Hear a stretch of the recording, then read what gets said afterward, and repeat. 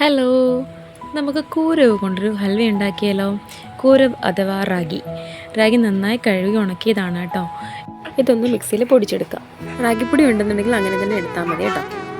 ഈ പൊടിച്ച് വെച്ച റാഗിയിലേക്ക് നമ്മൾ കുറേശ്ശെ വെള്ളം ഒഴിച്ച് നന്നായിട്ട് മിക്സ് ചെയ്ത് അതിൻ്റെ ആ സത്ത് നമുക്ക് അരിച്ചെടുക്കണം. അതിന് വേണ്ടിയിട്ട് കുറേശ്ശെ വെള്ളം ചേർക്കാം.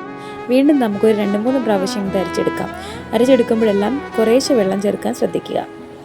ഇതാ അങ്ങനെ നമുക്ക് ഒരു ബൗൾ നിറയെ കിട്ടിയിട്ടുണ്ട്.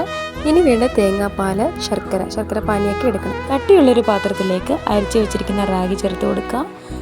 ശർക്കര പാനിയാക്കി ഇത് ഒഴിച്ചു കൊടുക്കുക. തേങ്ങാപ്പാൽ കൂടി ചേർത്ത് കൊടുക്കാം.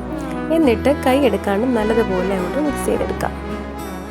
ഏലക്ക പൊടിച്ചതും കൂടി ചേർത്ത് കൊടുക്കാം. ഏകദേശം ഈ ഒരു സ്റ്റേജിൽ എത്തുമ്പോഴത്തേക്കും നമുക്ക് നെയ്യ് ചേർത്ത് കൊടുക്കാം. കുറേശ്ശെ നെയ്യ് ആഡ് ചെയ്യണമെങ്കിൽ ആഡ് ചെയ്യാം കേട്ടോ.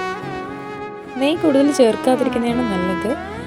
ആവശ്യത്തിന് മാത്രം നമ്മൾ ചേർത്താൽ മതി. ഹെൽത്തി ആയിരിക്കുമ്പം ഹെൽത്തി തന്നെ ആയിരിക്കണമല്ലോ. അങ്ങനെ ഫൈനൽ സ്റ്റേജിലേക്ക് എത്തിക്കൊണ്ടിരിക്കുകയാണ്. നമുക്ക് ഈ ഒരു സ്റ്റേജിലേക്ക് എത്തുമ്പോഴത്തേക്കും നമുക്ക് തീ ഓഫ് ചെയ്യാം.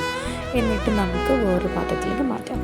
നെയ്യ് തടവിയ ഒരു പാത്രത്തിലേക്ക് നമുക്കിത് ഒഴിച്ച് കൊടുത്തിട്ട് ഒന്ന് തണുപ്പിക്കാൻ വെക്കാം. തണുപ്പിക്കാൻ വെക്കുമെന്ന് പറയുമ്പോൾ ഫ്രിഡ്ജിലോട്ട് വെക്കണമെന്നില്ല, പുറത്ത് തന്നെ വെച്ചിട്ട് നമ്മൾ ചൂടാറുമ്പോഴത്തേക്കും അത് സെറ്റായിക്കോളും. അങ്ങനെ നമ്മുടെ ഹൽവ സെറ്റായി വന്നിട്ടുണ്ട്. നമുക്ക് മുറിച്ചെടുക്കാം. അങ്ങനെ നമ്മുടെ ഹെൽത്തി റാഗി ഹൽവ തയ്യാറായിട്ടുണ്ട്. അടിപൊളി ടേസ്റ്റാണ്, കാണുന്ന പോലെ തന്നെയാണ്.